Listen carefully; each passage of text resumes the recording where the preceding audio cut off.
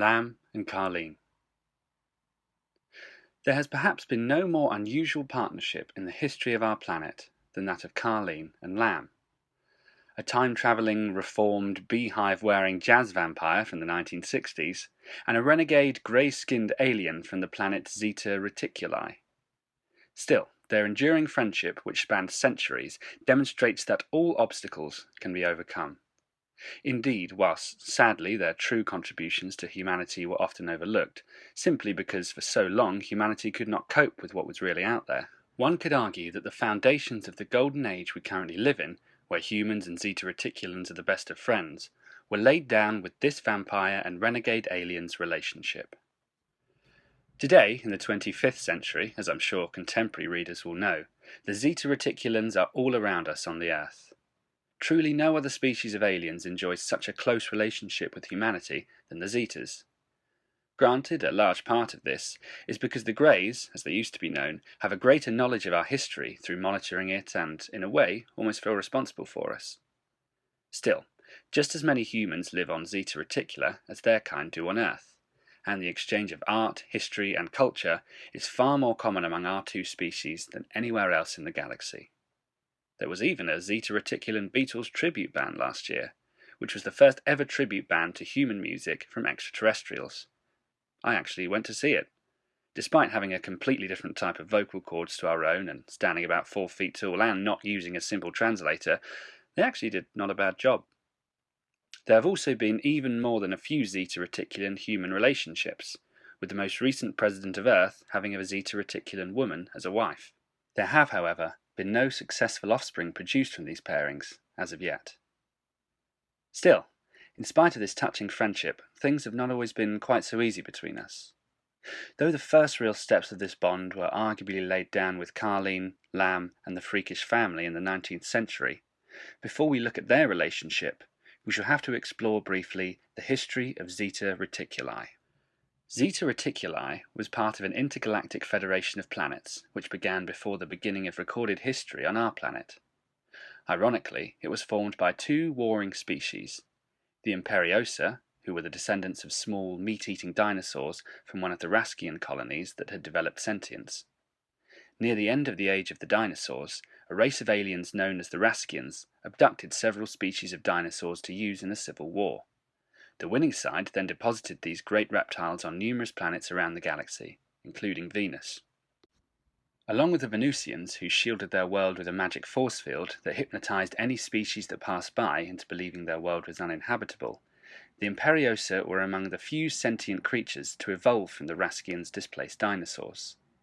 The Imperiosa, incidentally for decades, were later known as the Reptilians by humanity, when they were first sighted on our planet in the 20th century. The others were a race of humanoid aliens that we would refer to as the Nordics, due to their blonde hair, though in truth the species name was actually Linas. The Lina-Imperiosa War lasted centuries and devastated both planets completely. It eventually came to an end simply because both had to ally just to survive. After another few centuries of recovery, the Imperiosa and the Linas, who ironically had probably grown closer in the struggle for survival than almost any other two species except for humanity and the Zetas, vowed to never let the same thing happen to any other race they encountered. At first, they travelled to any inhabited planet they could and tried to impose their own will on the natives, forcing them to bring an end to any wars as well as use their technology and knowledge to cure any other ills that were affecting other worlds. Sadly, in most cases, their interference simply led to more wars and damage. Following these disasters, the Imperiosa and the Linas wisely changed their tactics and simply observed any world they came across, sometimes for centuries through different agents known as monitors, who always made sure to keep hidden to prevent each planet's development from being tampered with. Once the natives of each planet had reached the stage of maturity, both socially and technologically, that was deemed capable of coping with the idea of alien life, only then would the Imperiosa and the Linas approach and aid them in whatever way they could. Gradually, over the course of thousands of years, a federation of alien planets was established this way by the Imperiosa and the Linas. No planets where magic was the dominant force were included as part of this federation. Whilst the Imperiosa and the Linas did not hate magic or persecute it, they were still terrified of it. there was actually another federation of magic planets anyway, though it had existed in another galaxy. The Zeta Reticulans, meanwhile, joined the Imperiosa and the Linas at a much earlier stage in the Zeta's development than most other races in the Federation. Unlike most other species, socially the Zetas were felt to already be advanced enough before they had even left their planet, and they became among the Federation's most prominent members in a fairly short time, more because of how peaceful they were.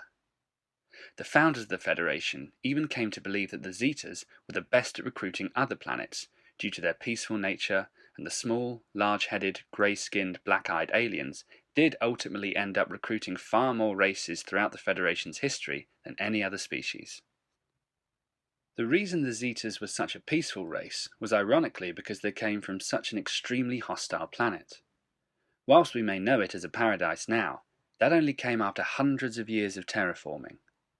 Originally the planet, which we know as Z3, as it is the third planet from its sun in the Zeta Reticuli star system, was exactly like Earth in terms of its position from its sun. But for some reason, near the start of the Zeta's development, the planet drifted ever so slightly out of its orbit. Not enough to kill all life, but enough so that it was trapped in a permanent ice age. The Zetas were forced to work together to a greater extent than humanity ever was. Unlike us, they had no time for petty infighting. Literally every single individual had to work towards the survival of their species. The cold temperature also affected their biology. Rather than hair to protect them from the cold, however, they developed a thick, strong grey layer of outer skin, almost like an exoskeleton, on top of their internal skeleton. The Zetas also became much smaller on average to survive on fewer resources. The average male Zeta Reticulan stands about 4 feet tall. Contrary to the popular belief throughout the 20th century, which came from abductions or close encounters, the Zeta's eyes were not black. In fact, they resembled human beings, but they did have black eyelids of sorts that could come down over their eyes, which they could still see through. This eyelid was capable of absorbing more light, which again was limited, on their planet, allowing them to have sharper vision and see more clearly than other races in the dark, though it could still be used to help them sleep, like our eyelids. Our Earth, meanwhile, was signed out by the Federation for possible membership sometime in the early 19th century, though given our warlike and brutal nature, it was to be quite a long time before we were even considered for membership of the Federation. In fact, the Imperiosa and the Linas, by the middle of the 20th century, more or less gave up on our planet. At first, they aided monitoring it by the 1950s and 60s, believing that perhaps if all three species worked together, then they could make a more in-depth assessment. Sadly, however, the reptilians and the Nordics, after witnessing the folly of mankind up close, simply became convinced that we would destroy ourselves in an atomic war. The Zeta Reticulans, however, having invested so much research into our world, still insisted on continuing to monitor it, though they were forced to do so on a reduced budget, resulting in the number of their crafts being sent to Earth reducing from the 1970s onwards.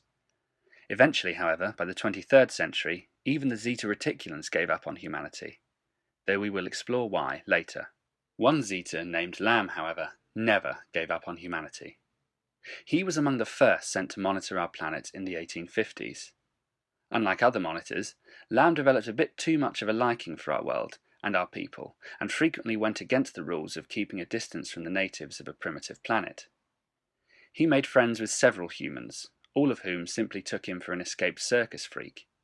He went to taverns, sampled human culture in more ways than one, and even used alien technology to help his human friends who were sick. Luckily for Lam, his friends among the other Zeta monitors of Earth at the time helped cover up his activities to the authorities. Lam was a very personable, friendly, sweet guy who was well liked by his teammates. He even convinced a few of these inexperienced Zeta monitors to join him in befriending some of the humans. It should be mentioned that the other reason Lam got away with his behaviour was because the other monitors on Earth were very inexperienced. The more capable and experienced monitors were busy dealing with the more advanced worlds, whose transition had to be more delicate. As far as the Federation knew, the Earth was just a random, primitive planet that was largely isolated, and therefore wouldn't be in the process of joining for several centuries. Eventually, however, Lam's luck ran out, and he was responsible for a blunder so huge that even his friends could no longer cover his tracks. One night, when he was drunk after a whole day in his favourite tavern, the Rose and Crown, Lam attempted one of the few abductions he took part in on Earth. Part of the Zetas and other monitors of the Federation's job was to abduct natives, not to harm them, but to simply analyze their bodies to see if they contained any virtues or toxins that could prove harmful to the Federation, or alternatively, if there were any toxins in the Zetas or other Federation species that could harm the natives. In the past, there had been many catastrophic instances of contamination from species being too quick to visit unknown worlds, both within and outside of the Federation. These abductions were also conducted to see how the average humans could cope with the idea of dealing with aliens on other worlds psychologically. The humans were never intended to be harmed in the abductions, though sometimes the mental distress could have a larger effect than the Zetas had predicted. There were also many culture clashes as well. For instance, Zetas never wore clothes. They didn't need to, as their skin was all the protection they needed. As a result, when they asked humans to strip for some abductions to simply analyze their bodies for germs, to the inexperienced Zetas it was nothing, but to the humans it took on horrifying connotations. Furthermore, the Zetas were also a little bit confused about how the humans only had one mouth. Their kind actually has two, with the second being where the stomach is on a human. This feature had evolved in their race as both a defensive weapon and as a way of removing any poisons from the body, and with the stomach mouth being able to regurgitate any harmful substances instantly. The stomach mouth wasn't like ours, however, in that it didn't have any teeth. Rather, it absorbed and in the process crushed any food that was brought near it. The first few Zetas infamously mistook our belly button for a tiny mouth of some kind. The aliens also had no idea what the human hair was for, finding it a poor protection against the cold. They assumed, much like their clothes, it was decorative, and that their skin must be tough like theirs, which often meant that they didn't adjust the temperature on their ship, resulting in the humans catching pneumonia and other illnesses from their abductions. Finally, the aliens were more than a little bit confused by human aging. Their kind did not age in quite such a linear fashion. Aside from having much longer lifespans, they go through 4 cycles. They'd start off young and then become old, and then de-age and become young, before becoming old and finally dying. This was the species' way of ensuring that their population always remained stable, as infant mortality rates were sadly high in the early years of their development. Granted, in later eras, it meant that population control became a problem, but this was soon ironed out when the Zetas began to colonize other worlds. Still, again, the inexperienced Zetas, who were first sent to Earth and had no previous dealings with aliens even within the Federation, and very little training, were perplexed by how humans only aged one way, which sometimes led to some tragic misunderstandings, as the aliens abducted older people, thinking that they were stronger than they actually were, or in the process of becoming young again. They underestimated just how frail some of these humans could be, which resulted in some abductees dying of shock and heart failure at the sight of the Zetas.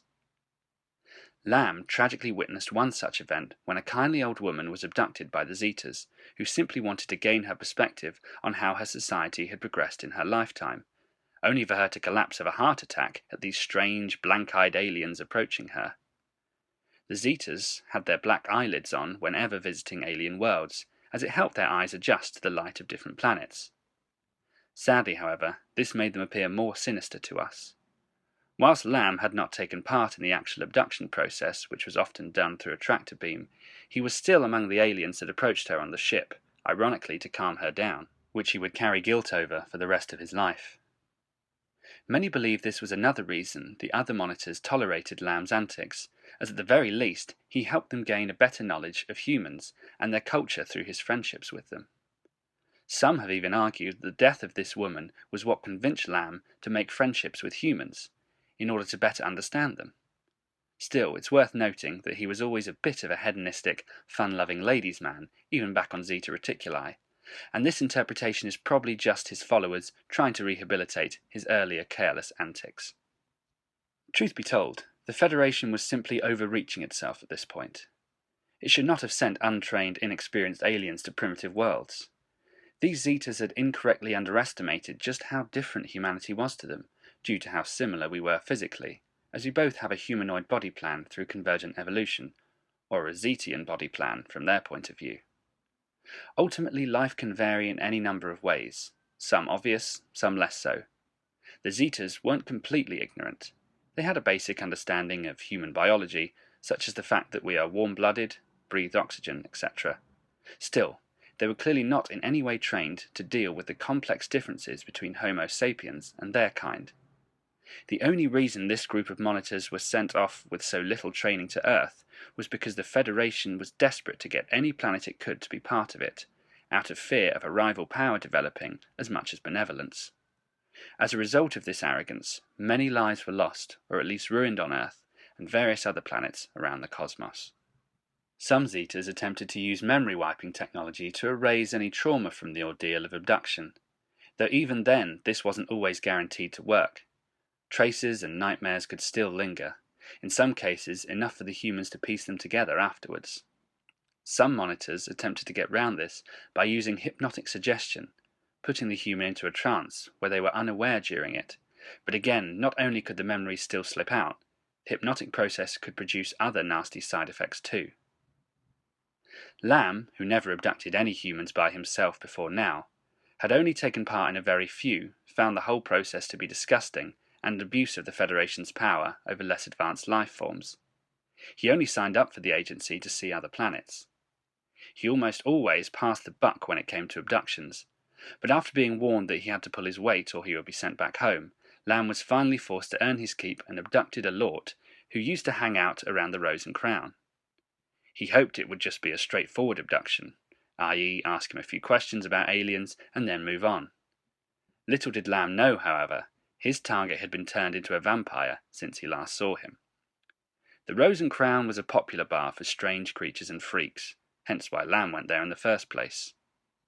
It wasn't quite a monster club, at least not until the early part of the 20th century, but it was the next best thing, and Lam's planned abductee had run afoul of one of its few vampiric patrons. With Lam having paid very little attention to the lore about supernatural creatures on Earth, the vampire, after being abducted, easily escaped from his restraints and overwhelmed the grey alien. The ensuing fight caused Lam's saucer to crash back down to Earth, straight into Westminster Bridge. The aliens were then forced to repair the building, which with their advanced technology took less than an hour, and then wipe everyone in the nearby area's memories afterwards, which led to much larger consequences among the human population. Whilst the aliens were just about able to stop Lam's mistake from altering the development of humanity, Lam was still sentenced to the worst punishment imaginable: life imprisonment on the Federation's prison planet, Yaskor. His friends, however, aided Lam one last time, by helping him fake his death. Whilst they urged the now renegade to leave the galaxy, Lam instead went back to Earth that he had grown attached to and kept a low profile. There wasn't really much for Lam back on Zeta anyway. Whilst he did have friends, his family had passed away many years prior. His parents had had him in their last cycle of being young, which was unusual at that point for his people. Eventually, Lam returned to England, after the Zetas began to focus more on America. Whilst England was at the heart of the British Empire, their previous activities meant that it was more difficult for them to stay hidden there. Not everyone's memory of the aliens had been wiped. At least some retained flashes of the aliens crashing into and then repairing the building, and a conspiracy theory soon built up over alien invasions. In response to this, the Zetas set up shop in America, which became the aliens' main base of operations for over 100 years after. Lam, meanwhile, having spent more time on the Earth than any other member of his kind, meant that his eyes had adjusted to its light to the point where he didn't need to have his black eyelids over them. This, coupled with a fake nose, thick clothes including a hat and gloves, helped him pass for a human for the most part in the streets. He got by, meanwhile, through a forged identity of Barney Sagan and a small detective agency he set up. In the year 1865, however, the alien's life changed, when a witch, who had retained her memory of the crash via magic, soon realized what Lam was and tried to harness his unique alien blood. Fortunately, however, the grey alien was rescued from the witch by Carlene, a reformed heroic vampire. She too had set up a detective agency in the area, with the two even being rivals. Lam had always suspected there was something wrong with her, but after this incident they not only combined their agencies into one, but became best friends.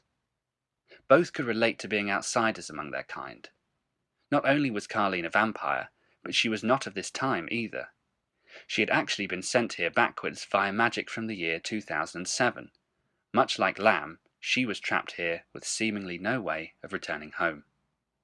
Aside from the standard powers of her vampire breed, super strength, speed, healing, immortality, senses, and the ability to adhere to any substance, Carlene ironically learned a lot about magic from Lam in his personal future, from the 70s and the noughties to the point where she constructed a special magical weapons chest which she placed on top of her head. It took the form of the beehive haircut she always used to wear. This had been a very popular hairstyle for women in the 1960s, and was Carlene's signature look along with black eyeliner when she was a singer. The weapons chest was also bigger on the inside, and allowed her to carry dozens and dozens of weapons at a time. Arguably, Carlene's most useful powers, however, were her resurrection abilities. She was one of the few vampire breeds that could be brought back after death. However, each time she was revived, her physical appearance was altered slightly. She always felt her nose was too big, no matter how much else changed. Granted, back when she was alive, nasty music critics tended to comment on how she could joust with her nose, so it was clearly a sore spot for her.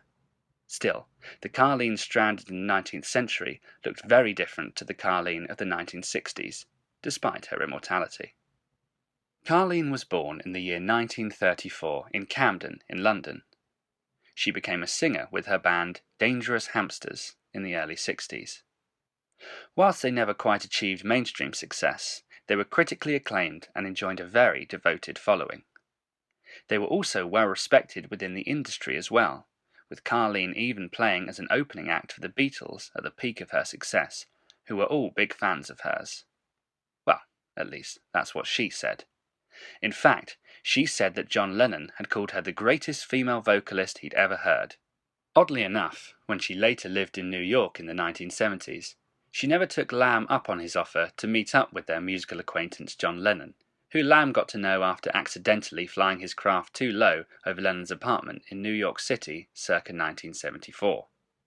Lennon was fascinated by the incident and talked about it several times afterwards.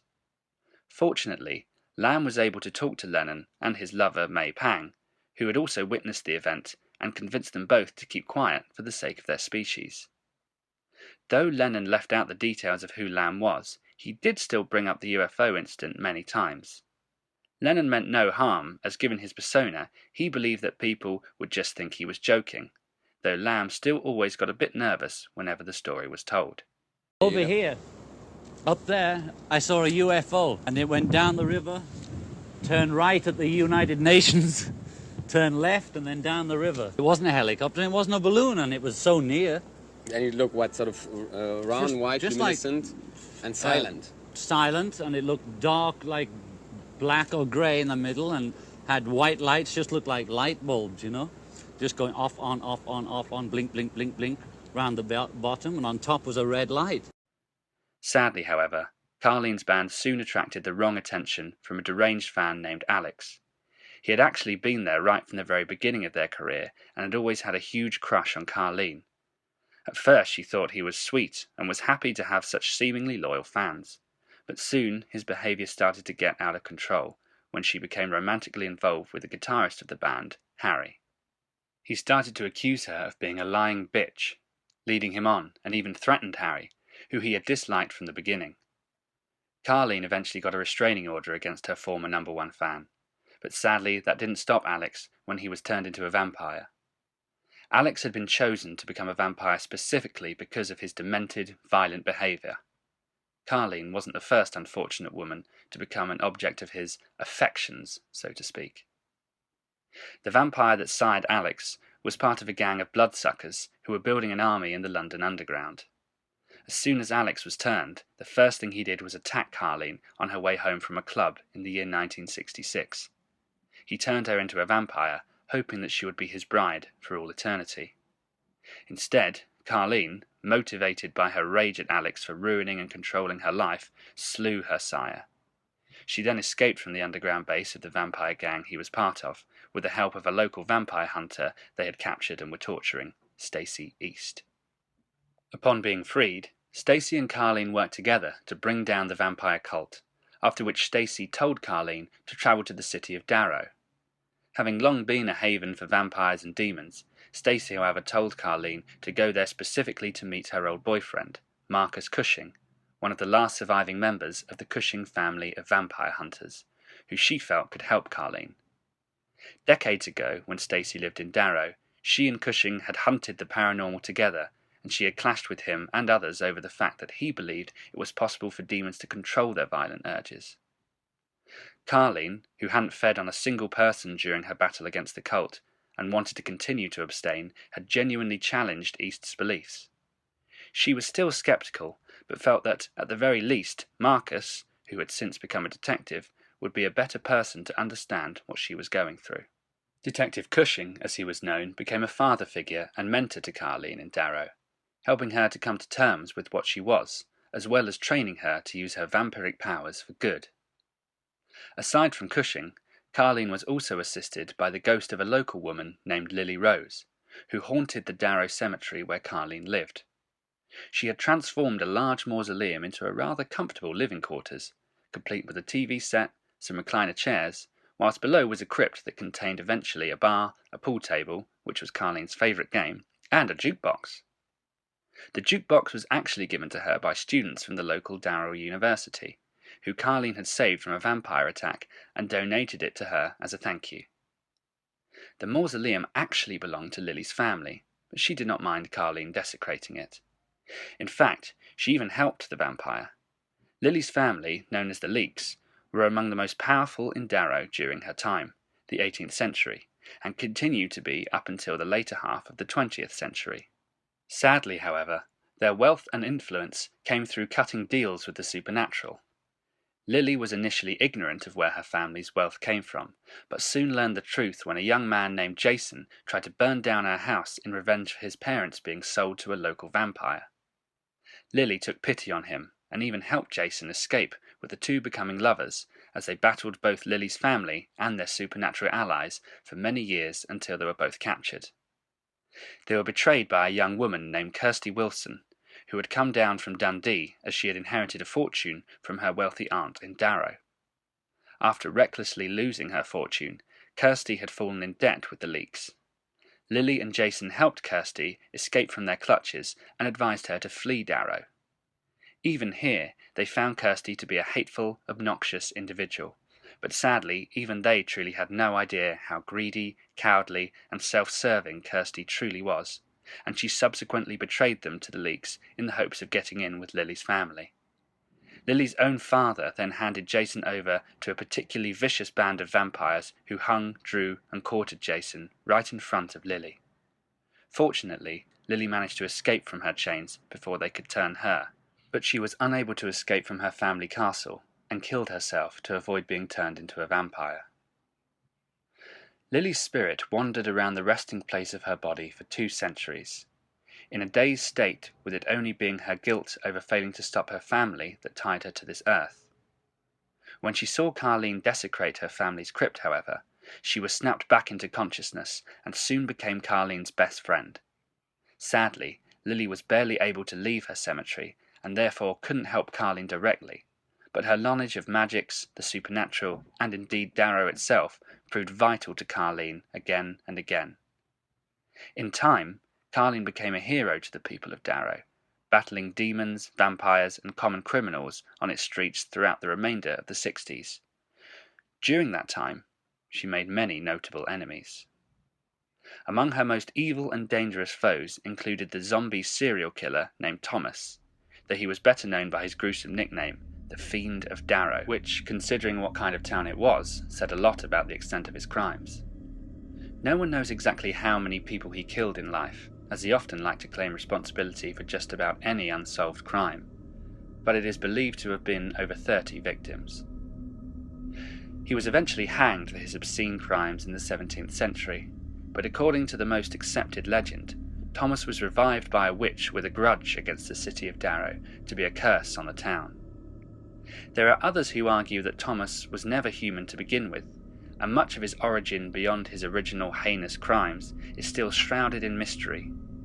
Either way, the zombie carried out his brutal killings for centuries afterwards. He was slain many times, but always somehow managed to return, and sadly, though she bested him many times, even Carlene was not able to put the vile zombie down for good. Another major enemy was the Silent Clown, a hideously deformed and insane vampire. In life, he had been a children's entertainer and a very sweet, kind-hearted man.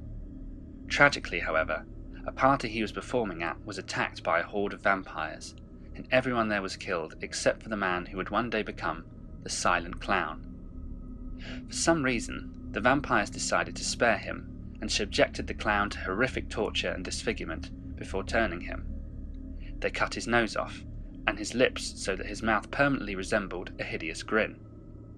His breed were already somewhat inhuman looking, possessing greenish white skin and yellow sharp teeth. Most would argue that the vampires don't need an excuse to torture someone, such is their sadism and cruelty. Others, however, have suggested that perhaps in contrast to someone like Alex being selected, the vampires could sense the clown's innocence and wanted to corrupt it. The Silent Clown, as he came to be known due to his lack of speech, began targeting children. Perhaps it was just a distortion of his previous life, or perhaps he somehow blamed children because he had been captured at a child's party. Either way, the Silent Clown travelled from city to city, devouring the children. One unfortunate child, however, was always kept as a ghost and made to serve the vampire, helping the clown lure away and capture other children. The clown's breed of vampire, much like their vandal cousins, could manipulate and even harm and destroy ghosts, though they did not feed on them like vandals.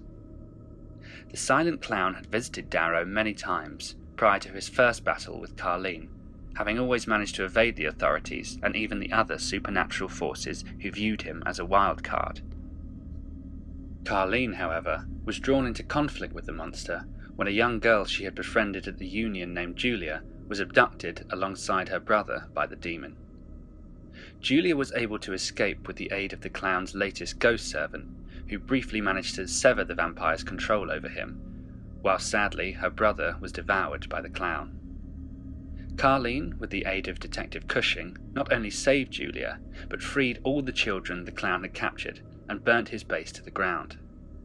Sadly, however, the vampire escaped and would continue to battle Carlene many more times. Carlene, meanwhile, remained in contact with Julia. Though she tried to stop her from getting involved in her battles against the supernatural, Julia, however, was determined, and in time she essentially became Carlene's sidekick and a formidable vampire hunter in her own right. It would be Julia that finally slew the Silent Clown near the end of Carlene's time in Darrow. The beehive-topped vampire also faced the Black Tyrannosaurus during her time in Darrow.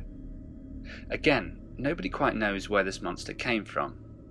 Some think it may have been a weapon created by the dragons to use against the gods that got out of control, but there have been sightings of it all over the world for centuries.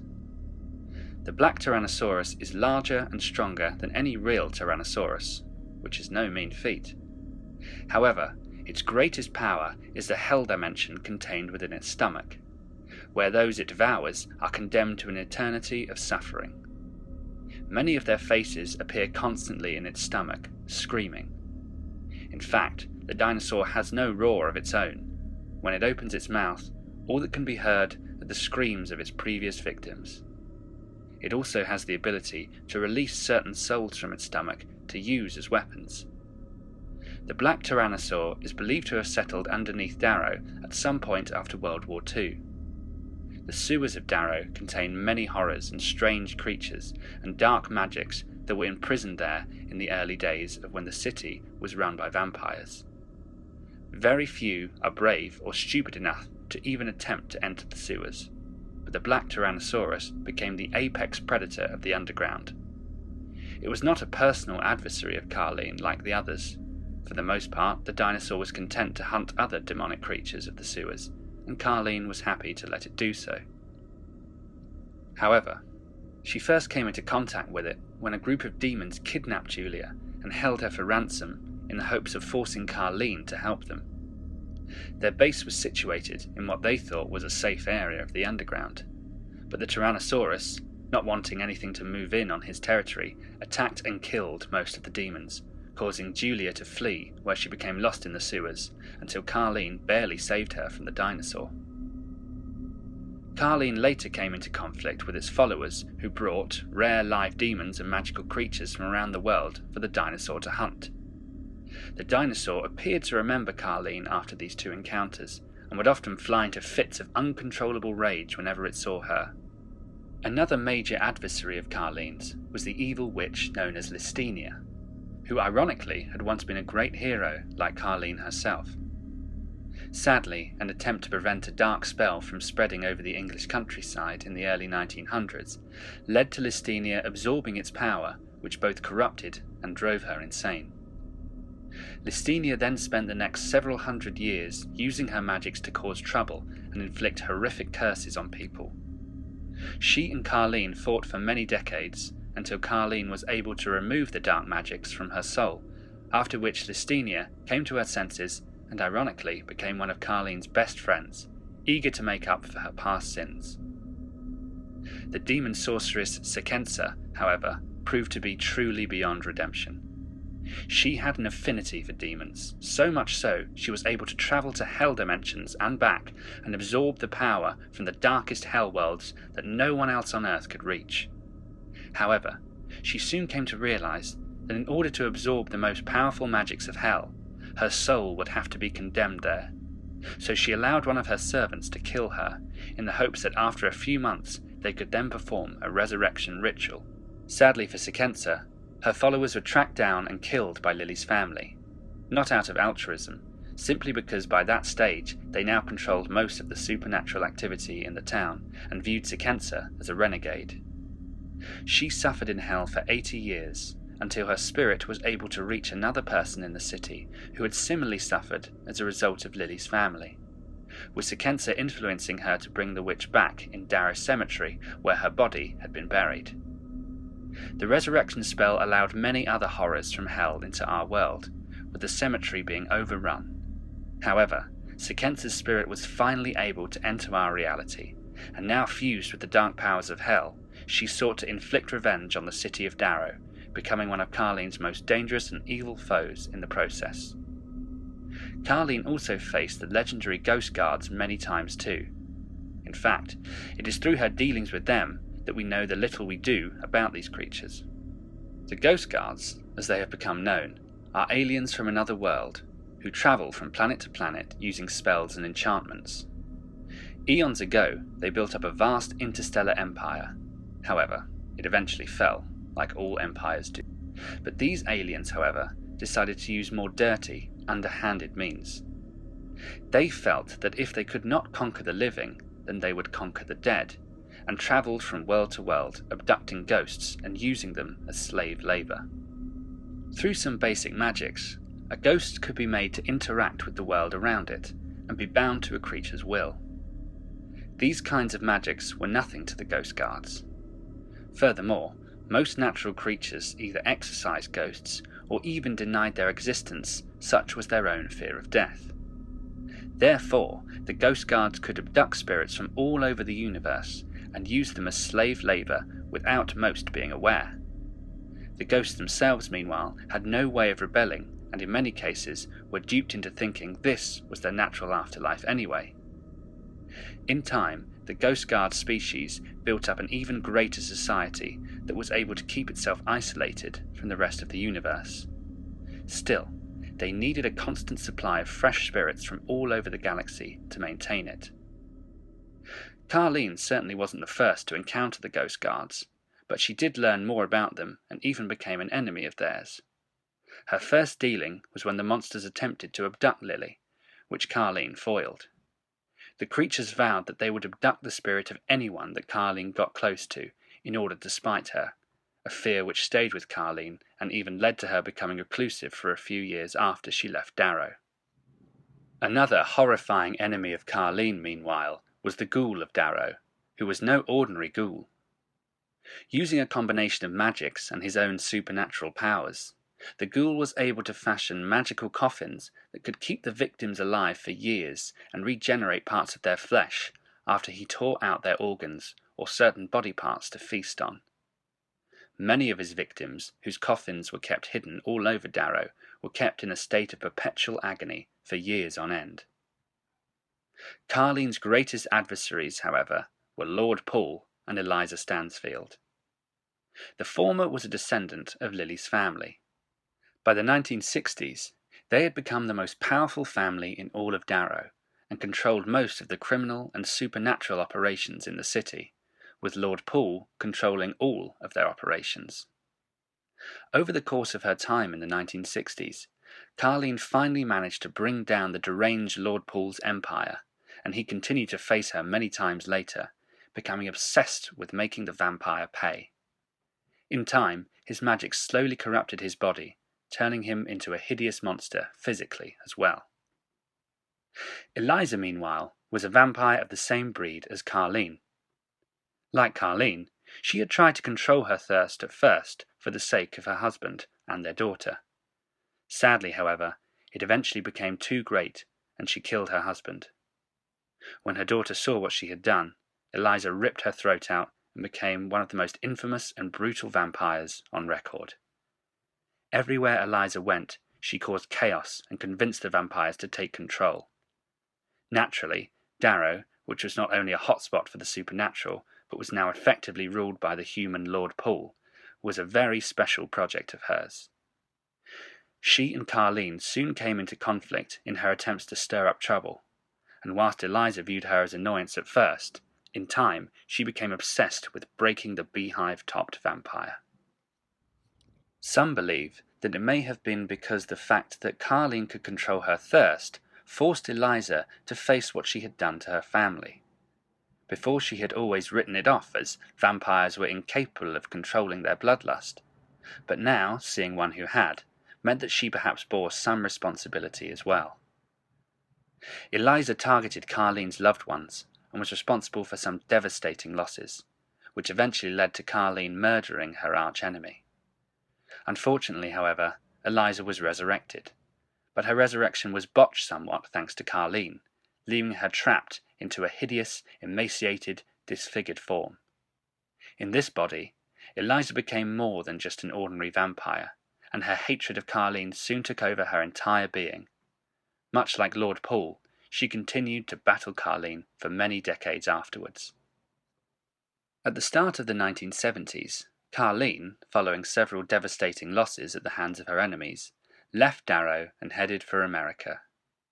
After a year alone, she first met Lam from her perspective. Ironically, he became a mentor to Carlene at this point in her life, keeping the fact that he knew her when he was younger secret to preserve the timeline. By that stage, Lam had become a powerful sorcerer and was very dedicated and no-nonsense, often clashing with Carlene's younger, more rebellious nature. The two eventually moved their operations to New York, where they gathered another team of vampire and demon hunters. Carlene, however, later left New York sometime in the 1980s, and eventually ended up in Aviemore in Scotland at the start of the 21st century. Here, she reunited with Lam, and they helped form another team of demon hunters, including Lindsay, future companion to Professor Fang, and former agent of Rentros, Daniel Wynne. They would also be assisted by the Loch Ness Monster, an old friend of Lam's. Finally, in 2007, she was blasted backwards in time by a powerful magical force that threatened the Highlands to the early 19th century. Back in the 19th century, meanwhile, Carlene now had to be the one to guide the much younger Lam into tackling the supernatural. Lam had previously focused more on solving human crimes in his agency before Carlene arrived, and so ironically the much older version of Carlene had to teach him magic in exactly the same way as he had once done to her, or rather, would do. One area, however, where Lam and Carlene always clashed, regardless of whether he was mentoring her or she was mentoring him, was that Lam would never kill humans unless he had to, whilst Carlene viewed killing an evil human no differently than killing a vampire or a demon. Despite their strong friendship, both very nearly came to blows over these differences many times. Along the way, Carlene and Lam built up a small but effective team of similar misfits and supernatural creatures in 19th century London, just as they would do a century later in New York, 5 in total who earned something of a reputation among the locals, who referred to them simply as the freakish family. And in the next chapter, we shall explore their history and influence.